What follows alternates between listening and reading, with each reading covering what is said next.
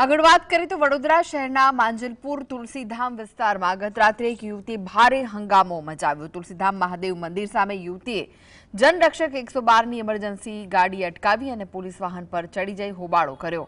યુવતી કોઈ માદક પદાર્થના નશામાં હોવાની પણ ચર્ચા સામે આવી છે। યુવતીનો પોતાના પ્રેમી સાથે ઝઘડો થતા જાહેર માર્ગ પર આ રીતે તોફાન મચાવ્યું હતું। એક સમયે પોલીસ પણ સ્થિતિ સંભાળવામાં વિમાસણમાં મુકાઈ ગઈ હતી। સમગ્ર ઘટનાનો વિડીયો સોશિયલ મીડિયા પર વાયરલ થયો।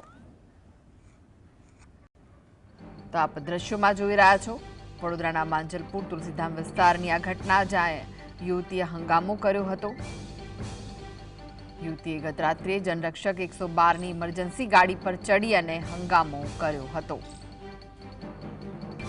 પ્રેમી સાથે ઝઘડો થયો હોવાના કારણે જાહેર માર્ગ પર આ યુવતીએ હંગામો કર્યો હતો। યુવતી કોઈક નશાની હાલતમાં હોવાની પણ ચર્ચાઓ જોર પકડી રહી છે। સમગ્ર ઘટનાનો વિડીયો સોશિયલ મીડિયા પર વાયરલ થયો છે।